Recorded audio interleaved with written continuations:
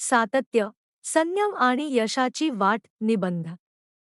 सिल्वा mind control पद्धतीमध्ये यश मिळवण्यासाठी सर्वात महत्त्वाचे घटक म्हणजे सातत्य, संयम आणि स्वतःवरचा विश्वास. प्रत्येक व्यक्तीची प्रगती वेगळी असते आणि कोणाला लवकर तर कोणाला उशिरा यश मिळते.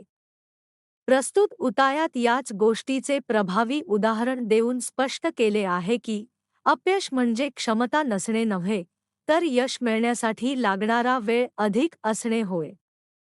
जिम नेडहॅम या विद्यार्थ्याची कथा याचे उत्तम उदाहरण आहे. सुरुवातीला त्याला सलग 6 महिने एकही यश मिळाले नाही.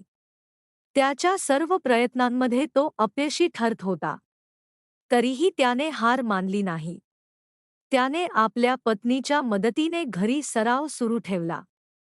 ती वर्तमानपत्रातील अपघातग्रस्तांची माहिती, त्यांची नावे, वय, लिंग आणि ठिकाण सांगत असे आणि जिम त्यांच्या जखमांचा अंदाज लावत असे. यासोबतच तो फोन डायरेक्टरीमधील लोकांच्या व्यवसायाचा अंदाज लावण्याचाही सराव करत होता. 6 महिने अपयश आल्यानंतर अखेर त्याला पहिले यश मिळाले. त्यानंतर हळूहळू त्याची प्रगती होत गेली आणि तो एक यशस्वी सायकिक बनला. आज तो प्रशिक्षकांना प्रशिक्षण देण्याचे महत्त्वाचे कार्य पार पाडत आहे. विशेष म्हणजे आता तो लेव्हलमध्ये जाता देखील आपल्या मानसिक क्षमतांचा वापर करू शकतो. यावरून स्पष्ट होते की सातत्यपूर्ण सराव आणि चिकाटीमुळे कोणतीही व्यक्ती उच्च स्तर गाठू शकते. या उतायात आणखी एक अनुभव दिला आहे, ज्यामध्ये जिम एका वर्गाला मार्गदर्शन करत असताना त्याला काउन्सलर्स दिसले. एका विद्यार्थ्याला एक प्रभावशाली, परंतु थोडा भयावह दिसणारा काउन्सलर दिसला, ज्याला तिने नाकारले. दुसऱ्या विद्यार्थ्याने मात्र त्याला स्वीकारले आणि त्याच काउन्सलरचा अनुभव घेतला. यावरून हे स्पष्ट होते की प्रत्येक व्यक्तीची मानसिक अनुभूती वेगळी असते आणि ती त्यांच्या स्वभावावर व स्वीकारण्याच्या क्षमतेवर अवलंबून असते.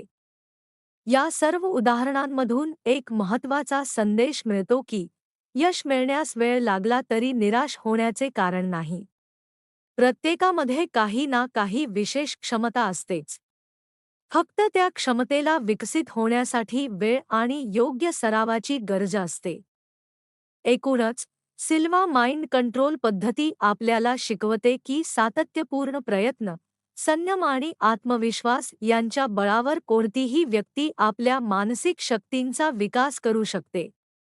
यश उशिरा मिळाले तरी ते निश्चित मिळते, हेच या कथेतून अधोरेखित होते.